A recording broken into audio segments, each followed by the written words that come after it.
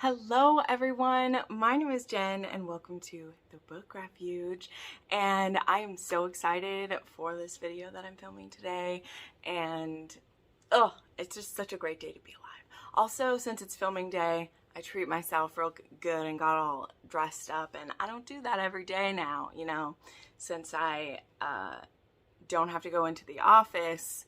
I let myself be makeup free some days, which is a glorious thing. It's a glorious thing, won't lie. But yeah, today, as you can tell by the title, this video is going to be books that I think deserve more hype.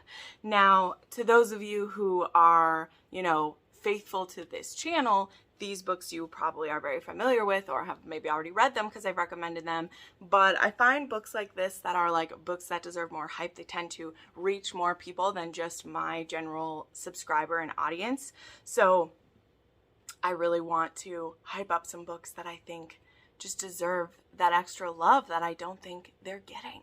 So we're going to go through this list of both single books and series that I think are getting slept on or deserve some more hype. So let's go through them. The first book that I'm going to talk about is, we have some historicals to start with, so I'm just going to work my way through those ones, is Dangerous by Minerva Spencer. Now, this was one of my favorite books of 2021. It's one of my favorite historicals ever, and there were quite a few people who have read it because I've mentioned it already, but I still want Minerva Spencer, aka SM La Violette, to get some more love because I think she writes very powerful historicals. They're usually very steamy. They usually have both heroines and heroes who are sexually experienced or at least aren't virgins. There are not many virgin heroines that I've read by Minerva Spencer, and that makes me so happy. At least in her like indie books. I mean, some of her traditionally published books still have that, but the reason why I always share Dangerous is that it was one of the most unique historicals I'd ever read. It was about this heroine, Mia, who was captured and forced into sex slavery to a sheik, and she was made a part of his harem. And she actually was forced to bear a child by him when she was 15 years old.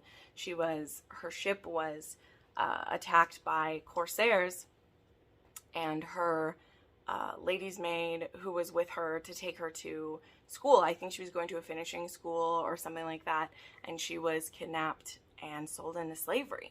And now it's 17 years later, and that sheik has been killed, and she's been able to escape and was rescued and taken back to England. And her father, who is a typical English gentleman and doesn't know how to handle his daughter, who is used to living in a harem. She's used to hardly wearing any clothes. She's used to very free sexuality, and also the games that go on within the harem, and the mind games that the ladies would play. And now she's in English society and people don't know what to think of her, and so her father's gut reaction is to get her married off as soon as possible. And so there's an elaborate lie that her father's trying to tell, and what Mia wants is, she thought she wanted to be back in England, but here's the thing. That child she was forced to bear, she wants her son back, and the only way to get him is to basically escape. So she agrees to go along with her father's scheme of marrying her off, but she's going to be strategic about who it is she gets shackled to. She wants to find someone who she'll be able to manipulate them and be able to, probably steal from them and run away. But she comes up against Adam de Courtenay, whose first two wives died under mysterious circumstances. He's seen as I think it's the murderous Marquis, and nobody wants to marry him. But Mia finds out that where he lives is close to the ocean, and it's going to be a good place for her a good jumping off point for her runaway scheme. But then when she starts talking with Adam, they have this crazy sexual attraction, and so Mia's like, maybe it wouldn't be so bad to be married for him for a little bit. He could scratch my itches pretty well, and he's very untrustworthy of women, but he is very drawn into Mia immediately, and so they have this crazy chemistry with each other, and surprising both of them, they start to fall for each other. So this book is amazing. There are swords, fights, and duels and adventure in this book, as well as, you know, not your typical sexual experiences, I will say that. But I absolutely love this. I love the first and second book in this series, are amazing. Then I want to show you two books that are actually the same book, and I think that they definitely deserve some more hype. So the book that I want to recommend to you is Seducing a Stranger by Kerrigan Byrne. This is the first book in her Good Girl series, which is a spin-off from the Victorian Rebels, which a lot of people have read. At least they've read the first book, which is The Highlander, which is an absolutely wonderful book. I feel like that book is appropriately hyped. Now, there is a book at the end of that series that's called A Dark and Stormy Night. And this book was rebranded as Seducing a Stranger because the hero in this book, he is from the Victorian Rebels, and he marries one of the good girls. So these two, our hero, Carlton Morley, who definitely causes some problems for our friends in the Victorian Rebels until he gets on board with everything. He is undercover trying to discover, what is he trying to find out? I can't remember what he's undercover for. But anyway, he's undercover. And he ends up having a one-night stand with Prue when he's undercover. And Prue wanted to do this before she got married and was like forced into a life she didn't want to be in. And then Carlton, he actually ends up getting invited to her wedding. And because he is friends with her father, and so he's at this wedding, didn't know, you know, who this woman was that he'd had a one-night stand with. And then there is screaming, and Prue is found in a room with her husband, her future husband, who is now dead, and she's holding a knife. And when Carlton, they recognize each other, and he recognizes her, she recognizes him, and she also confesses to him that she's pregnant, and he's the only one that she slept with when they had their one-night stand. So Carlton is put in a very difficult position because he is the head inspector. He should be finding out who murdered her future husband when she's the one who was holding a knife in this room with him. So what are they going to do? So yes, these books, they are the same book. Either you're finishing up the Victorian Rebels or you're starting the Good Girl series. There, I think, are 4 books out in the 4 or 5. There's also a novella books out in this series so far, and every one of them has been amazing to me. The good girls are definitely not good girls, and I just think that people need to continue on with Kerrigan's work here, because you will be rewarded if you do. Okay, continuing down my stack here, I have been talking about this book quite a lot lately, and the third book in the series is coming out probably by the time you're seeing this video, which is Inferno. This is Lifeblood, the first book in the Immortal Coven series. Look at the cover art under there. Isn't that beautiful? And then there is Hydrus and Inferno, which is the one that's just coming out, which I have read the arc of. And this is a series about this witch coven who is a coven of hybrids. And they are in danger. They are being hunted down and attacked by other witches who don't like hybrids. They don't like their coven, and especially because their coven is extremely powerful, because each of these witches that is a hybrid, their mothers were with warlocks or werewolves or vampires or berserkers. So there are all these hybrids of these different paranormal races, and it's made them extremely powerful as what they are. So our heroine in this one, Colette, she's a healer. She's what's called a life witch, and it's her job to help protect the witches in their coven. And in the beginning of this book, her coven gets attacked, and she ends up getting kidnapped by some warlocks. And Mackay, I don't know how we say his name, he is the resident torturer of the warlocks. And his job is to torture information out of Colette, find out how they can take her down, because the warlocks want to destroy the witches. And he discovers when he's starting to torture her that she is his mate. And he becomes very possessive. And at first, it doesn't necessarily make him protective of her, because his plan is to like, well, I'm going to torture her to get information, and then like she's going to be my mate and I will mate her as much as I want to. And he's kind of this like chaotic evil force. But the more that he's having to torture her for information, the more that he's like, this is wrong. This is my mate. I should not be hurting her in this way. Maybe in a pleasurable way I could, but I should not be doing this to her.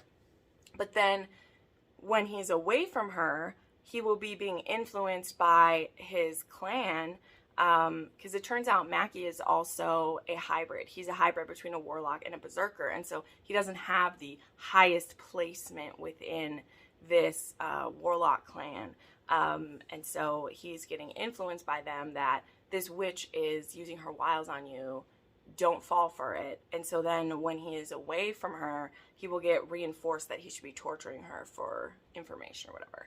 But I loved it. I loved when the switch gets flipped for him. All three of the books in this have extremely possessive heroes. There is lots of fun, sexy, kinky time that happens in these. So much good stuff. Like, here's just a few things in here. There is sexual nature, obviously, explicit language, light blood play, violence, psychological and physical torture, and sexual assault, but not by the hero. Some dubious consent with the hero, but nothing like that. So I love these. I love these books so much. They are brutal and sexy and amazing. And like, I just finished Inferno, and that was a 5-star read for me, and I can't wait. Like, people need to be reading these. This was a debut book by Amara Ray, and I am hooked. Man, I am hooked. All right. Then lately I've been trying to bring this book up more and more because I freaking love it. I freaking love it, and not enough people have read it. There is The Kings of Kyrian by Nevessa Allen. Nevessa Allen has a few books out, and they're all very like in distinctly different tropes and subgenres. I can't find the word. Subgenres is the word. So this is a motorcycle romance, and y'all, I have talked recently and quite vehemently that I don't really like MC romance. Really, only Gianna Darlings and Tilly Coles are really the only ones that I like. They don't work for me. But this, I had read an arc of this before it had come out quite a while ago, and I didn't fully understand what I didn't love about biker romances, and this one didn't have most of that in there. So this is Jacob Larson, who's this like big Viking man who's the head of an MC, and then our heroine, let's see if it says her name. It doesn't say her name right here, and it's been a little while. What's her name? I'm not sure what her name is, but I know she works at a bar, and she actually has a prosthetic leg because she is a veteran. And actually pretty much all of the MC members in this MC are veterans, and our hero needs the heroine's help to find out what's happening in a certain nursing home. There's been some drug smuggling and some things that have been happening in a nursing home, and our heroine, I think it's her grandma, happens to be living in this nursing home. So Jacob comes to our heroine and asks her if he can pretend to be her boyfriend so that he can get into this nursing home and find out more about what's going on. So yeah, it was very unique. This is very sexy. There's lots of fake dating shenanigans, and it still was like pretty brutal and heavy, but very sexy. And it didn't have a lot of the things about a MC that I don't like. So I really, really like this book, and it's also a standalone as of now. I don't know that Nevessa is planning to add to it or when she will. But, oh, Krista's the heroine's name. And yeah, I just really, really love that they were two veterans and that this was like an MC of veterans, and I really like that. So sorry it's always so shiny. So I highly recommend The Kings of Kyrian, and I just love that book, and I never see enough people reading it. Then I have a little duet to show you. I finally ordered this duet because it is one of the only like reverse harems I've read that I like. And I say that because I don't see this as a reverse harem, even though it could technically be called one, and I'm going to explain it. So I have the Bound and Torn duet, or the Torn and Bound. I think it goes like this. This is by Kay Webster and Nikki Ash, And this is a foursome. This is a polyamorous relationship. But I like it because in this one, we have these four different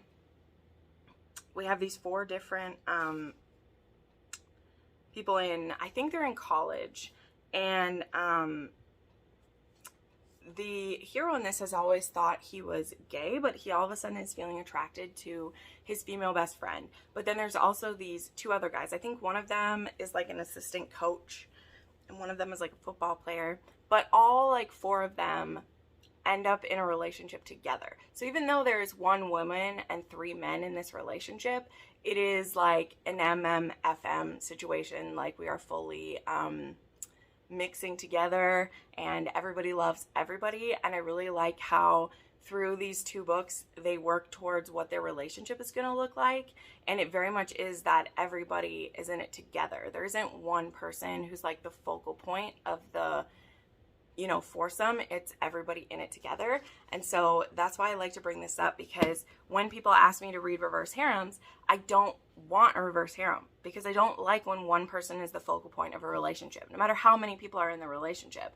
You know, whether it's 2 or whether it's 8, I don't want one person to be the center. I just don't like it. That's not sexy to me or emotional or a deep connection when we're only together because of the one person. And that's what I really love about this duet, and I really can't wait to reread it now that I have the physical books of this. So very excited about these, and I think you should give them a try if you want to like reverse harem, but you feel the same way as me, that there's not enough MM action happening or anything like that. And we're going to talk about one other paranormal polyamorous relationship too, and that is in the Confession series by Ella Frank. I read this quite a while ago, and I just had purchased all of the books in this series. Well, there's 4 books that are about this triad that I'm going to talk about, and then there's 2 other books in the series that they're about like a different couple, but she just called the series the Confession series, even though there's more to it. So Robbie is the first book, and I just reread Robbie actually, and it was so much fun. But Robbie is a character who showed up in the Try series by Ella Frank. He works at a bar that like Tate owns in that. And Robbie is gay. He is a very more like pretty boy. Like his nickname is literally like the princess. So take that as you will. And there is this gay couple, Priest and Julian, who they've been together for quite a while. They are happily married, but they do like to bring pretty gay boys into their relationship now and then. There's no other way to say that. That's what they like. But they're really looking for a deeper connection now. You know, they don't just want one-night stands or boyfriends that flit in and out of their life. And the main reason too why they like someone else to be in it is that it's a very complicated dynamic too, which I love. But Priest is a lawyer. He's very busy. He's a high-profile lawyer. Julian is a chef. He's a very famous chef. He actually like won a competition, and so he owns like, he has quite a few different restaurants that are open. And Priest is dominant, and Julian is dominant as well, but he submits to Priest. And they like to have a third in their relationship that they can both dominate, and someone who can be with the other when the other is busy, when they have to travel, when they're gone. They want their partner to be cared for, and so having a third person, creating a triad, will allow them to always have someone with them. Does that make sense? And Robbie is the first book in the series, and then there is Julian, Priest, and then a 4th book that is their really like happily ever after book, which is the Princess, the Priest, and the Prick, or whatever. That's what that book is called. But this series like made me cry multiple times. I think it's so beautiful. Of course, there is lots of sexy and kinky moments, but that isn't what the whole series is about. You know, when I reread this was really like a 2.5 on my spice scale. There isn't just nonstop sex happening. Like, there is beautiful connections and discussion and talking about what they like best and what they're looking for and how this is going to work, because Priest and Julian aren't looking to mess up their relationship. They're looking to make it stronger. And that involves a lot of communication and working through things. And then there are some external conflicts through the series too. There is some bits of Priest's past that are coming back into play and make some things difficult for everyone. But yeah, I really, really love this series. And it is a little bit like older. I think that's part of the reason why not as many people have read it. I feel like Ella Frank these days mostly writes with her writing partner, Brooke Blaine, but I really, really love this series, and I'm happy to own it now.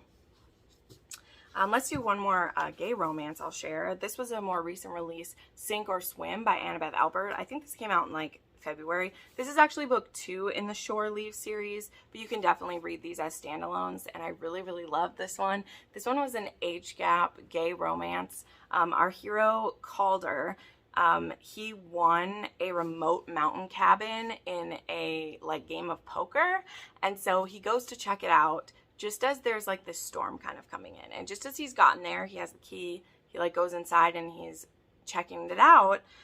Felix is a silver fox who has 2 young nieces that are his guardians, because his sister has passed away and he's their guardian. And turns out that his ex is the one who gambled away this cabin. So Calder has the keys for this cabin, but Felix was expecting to stay there for the weekend with his nieces. And Calder is more than willing to leave because he's like, I did not know this. I thought I could win this. And so Felix is really like, get out of here. And then Calder trips and hurts himself, and now he has a sprained ankle, and oh, now there's so much snow that he can't leave. So they end up stuck in this remote cabin, Felix and Calder and these 2 girls, for the weekend. And Felix has really put in a lot of barbs around his heart, because part of the reason that he is a single man now is that his partner didn't want to take care of his 2 nieces. He didn't want children. He doesn't want this burden. And Felix is like, they are my nieces. They're not going anywhere. So I guess we're breaking up. And so he's very much hardened himself to love. Fair enough. And, you know, Calder, he pushes his buttons. And I love this. Also, why I really, really love this romance, and it's something that Annabeth does in a lot of the books of hers I've read that are gay romance, is there's a lot of discussion about like stereotypes in gay relationships. And so like Calder, he's very big, tough, and strong, and so he finds that he's always expected to like be the giver and be the one who's in charge of sexual experiences. And it's not that he minds that, but Felix gives him the opportunity to be the receiver of something, to be taken care of, to have someone else seeing to your needs for a little bit instead of you having to be in charge. And Calder, he's also a naval chief, like that's why these are all called shore leave. So he also is used to being in charge on a submarine too. And he just is given the opportunity to kind of let some of that down. And it's not to the full extent of this being like there's dominant and submissives in this. It's literally just has to do with like what is his roles expected to be in a relationship, and that maybe he doesn't want to fit into what everyone expects of him type of thing. So I love this book. Love it. Then we have one that this author in general I feel like doesn't get enough hype because I love her books. And so that is Claire Kent, and this is Last Light. There's another cover for this that has like a candle on it or whatever. And this is an like apocalypse book, and it's an age gap, and it's a forced proximity. We're traveling together, and I love this. This is this is a very soft romance in a dangerous time. And I love it because like I love survival situations. Like I went on a whole binge last year reading all these different survival romances, and this one I've told people again and again that if you loved The Walking Dead and you loved Beth and Daryl and everything that Bethel could have been, should have been, you will love this book. Okay, because our heroine, of course it doesn't say her name, and so now I can't remember it, but our hero is Travis, and he's like about 10 years older than her. And our heroine, she and him were like these two last survivors that were left in their town. The rest of their town had headed to a safe zone. And I think what went through here was like, I think it was an illness that went through, and it killed off a lot of people. And so now there aren't like zombies in this situation at all, but there are like other people are what's really dangerous. There are these roving packs of evil people, scavengers trying to take what they can. And so it's very dangerous to travel alone. And she had stayed back with her, I think it was her grandmother. Her grandmother was dying, and Travis had stayed back because his daughter was dying. And so they weren't there together. They were independently both there when like the rest of the town had moved on. And so they had stayed until their loved ones had passed. And so she's trying to make her way out of town, and she runs into Travis, and it's a man on his own, and she's a woman on her own, and she's like, I'm not going to trust this person, even though I knew him. Like, she knows of him in town. He was a mechanic, so she's seen him around, and he's like, let's travel together. We're probably going to the same place. And she's like, no. And so she is able to like steal something from him because she catches him off guard, and then she makes a run for it. And then not a mile later, she gets in a sticky situation, and he saves her. And he's like, you were right to be mistrustful, absolutely, but I promise we're traveling the same place. Let's travel together. And so begins the next months of them traveling together to try to reach their people. And at some point during this, they realize that they could be scratching each other's itches. She realizes that he's attracted to her. She feels some attraction to him and is like, you know, it's the end of the world. Let's have sex. Like, let's do it, you know? And they do. And I love this book. I love this book so much. It's so different. And like I said, it's a very soft romance between them for a very hard world that they're in. But it's still sexy. Like, let me be clear. This is still like 3 on my spice scale. I just mean he's very soft with her and very caring, and he's still very possessive in that. Let's not. But that's what I mean about that Bethel vibe, is that you have this man who, he's not that attractive. He's pretty broken after losing his daughter and the world they're in, but he still has the capacity to be like a soft man for her. All right, just 2 left. This author is very hyped, absolutely. But I think this new release of hers was not hyped as much as it should have been because it wasn't a blue alien romance. But I want to recommend The Half-Orc's Maiden Bride, mostly too because I got the beautiful copy. This was sent to me from Lorena.